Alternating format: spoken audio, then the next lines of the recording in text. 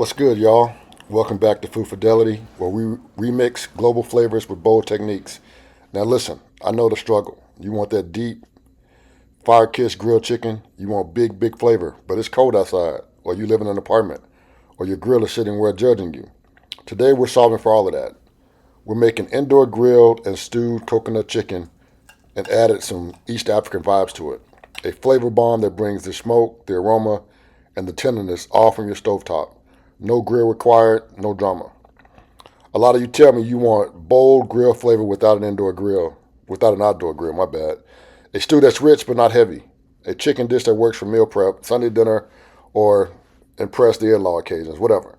So we're combining two techniques, grilled mark chicken for flavor and Kenyan-style coconut stewing for depth to hit what everyone needs. Before anything touches the heat, we got to talk marinade. This Kenyan-inspired marinade is doing three big things for us: tenderizing, flavor absorption, color, and caramelization. The marinade helps the chicken brown beautifully on the stovetop grill pan, which means more smoky, roasty flavor for the stew. Mix the marinade up, combining water, tomatoes, scotch bonnet peppers, garlic, ginger, and a dope spice mix, plus fresh thyme and bell peppers.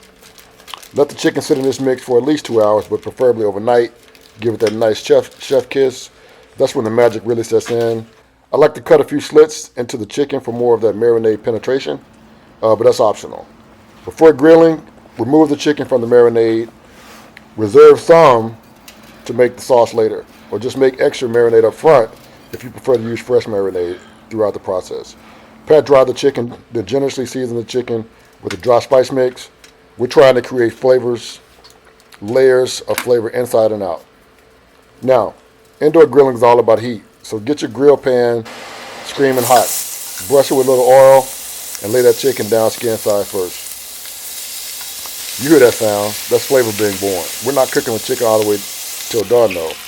We're building color, smoke, and just a vibe all the way throughout.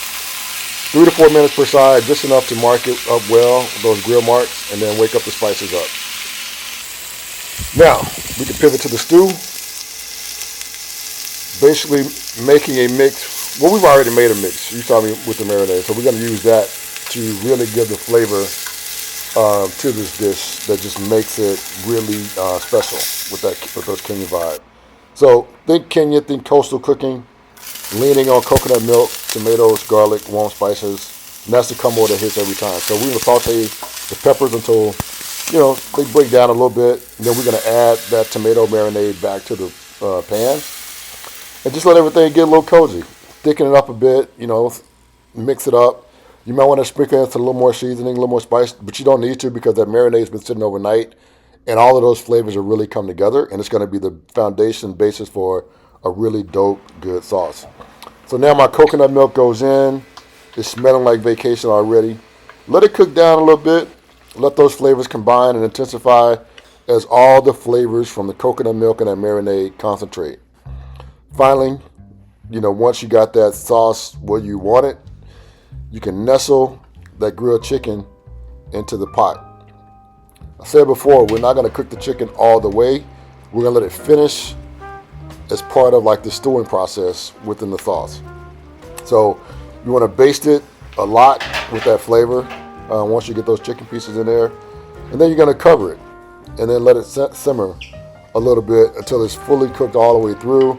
It should be pretty tender, but the basting step is like really important. So don't skip. And it just it adds color to the dish, it adds flavor to the dish, and honestly, it's just fun as shit. Like I enjoy this part of the process because it's pretty hands-on cooking at this point.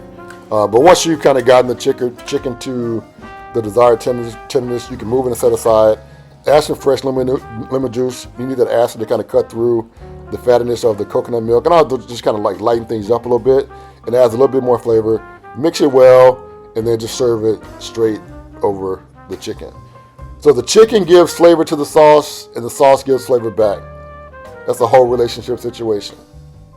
Not 60-30, 60-40, not 70-30, but a 50-50 love thing, like my man Teddy P said back in the day. So look at that. You got color on color. You got the aroma that's banging. Indoor grilled stewed chicken, weeknight friendly. but weekend worthy.